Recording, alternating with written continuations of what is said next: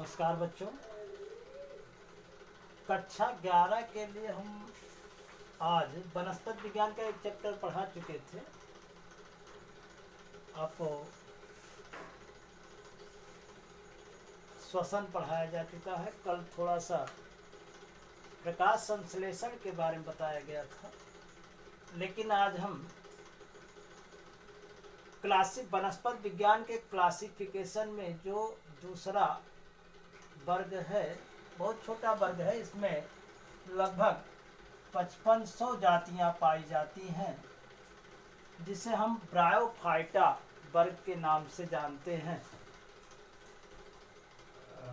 Bryophyta के बारे में आपको बताया जा चुका है कि ब्रायन मीन्स मास प्लांट होता है और फाइटान मीन्स प्लांट यानी पौधा। ऐसे पौधे जो जल और स्थल दोनों के लिए हैबिचुअल होते हैं या अनुकूलित होते हैं, वो ब्रायोफाइटा के कहलाते हैं। अर्थात इन्हें हम उभयचर प्लांट कहते हैं, उभयचर पादप कहते हैं। ये जो प्रारंभिक पौधा होता है, ये जड़ तना पत्तियों में विभेदित नहीं होता है, अर्थात थाइलोफाइटा का होता है। थाइलोफाइटा मतलब ऐसे पौधे जो जड़ तने पत्तियों में विभेदित नहीं होते हैं।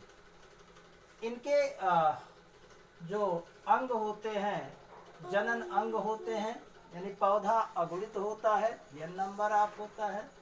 जनन अंग को आर्किगोनियम कहते हैं और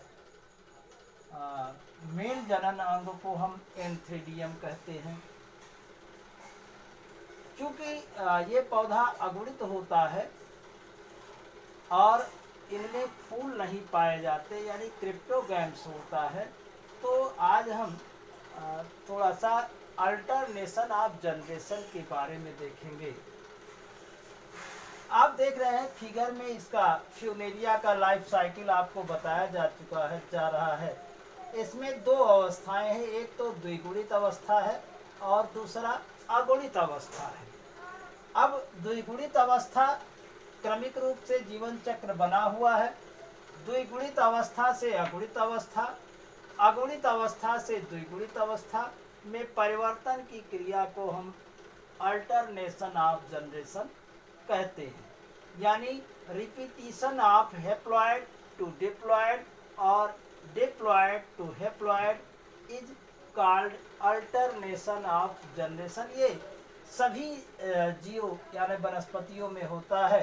तो ब्रायोफाइटा में फ्यूनेरिया का आज हम पढ़ रहे हैं। अब अगर हम जीवन चक्र जानें तो मेल पौधा जो है गैमेटोफाइट होता है। इसके जो जनन अंग है आर्किगोनियम, ये पत्तियों में धसे रहते हैं, फ्लास्क के आकार के होते हैं। इनमें मध्य में एग या अंड पाया जाता है और जो एंथ्रीडियम होता है पत्तियों में धसा हुआ होता, फिर पहले बता चुके हैं इसमें फूल नहीं पाया जाता है, मुग्दर के आकार का होता है। इनमें तमाम एंड्रोसाइट कोशिकाएं पाई जाती हैं और वो एंड्रोसाइट कोशिकाएं प्रौढ़ या मेच्योर होकर के क्या बनाती हैं, एंथेरोजॉयड बनाती हैं। एंथेरोजॉयड द्विकशाभिक होता है जो पतवार का काम करता है। जनन के लिए इनमें जल की आवश्यकता होती है।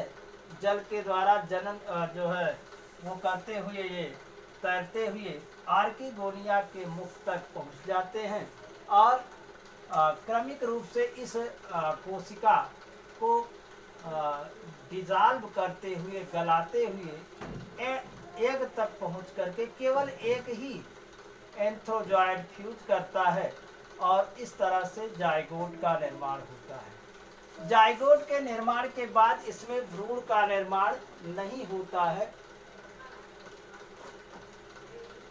भ्रूण का जाइगोट के निर्माण के बाद इसमें भ्रूण का निर्माण होता है।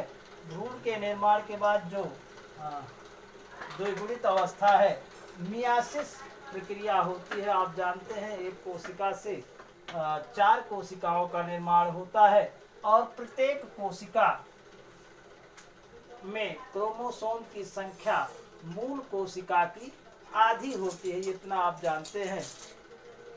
तो मियासिस क्या है? अब एक कोशिका से 4 कोशिकाएं बनी, इसे हम स्पोर टेट्राइड कहते हैं। और ये टेट्राइड एक अलग जर्मिनेट होकर के प्रोटोनिमा का रूप ले लेता है और प्रोटोनिमा नए पौधे में परिवर्तित हो जाता है। तो इस तरह से इसका जीवन चक्र यानी फ्यूनेरिया का जीवन चक्र चलता रहता है। और इसमें पीढ़ी एकांतरण या अल्टरनेशन ऑफ जनरेशन मुख्य रूप से पाया जाता है। तो पीढ़ी एकांतरण आप समझ गए होंगे। पीढ़ी एकांतरण क्या है? अगुणित अवस्था से द्विगुणित अवस्था, द्विगुणित अवस्था से अगुणित अवस्था में परिवर्तन की प्रक्रिया को हम पीढ़ी एकांतरण कहते हैं। पौधे, हमने कैरेक्टर के बारे में बताया कि पौधा जड़, तना, पत्तियों में विभेदित नहीं होता, इसलिए इसे हम थाइलोफाइट कहते हैं। जल इसके लिए आवश्यक है, यानी कि ये उभयचर पौधा है, केवल जनन के लिए जल की आवश्यकता होती है। इसमें वैस्कुलर बंडल का अभाव होता है, यानी संवहन तंत्र का अभाव होता है। मुख्य पौधा अगुणित होता है या जो है गैमेटोफाइट होता है। यह द्विगुणित होता तो स्पोरोफाइट कहलाता है।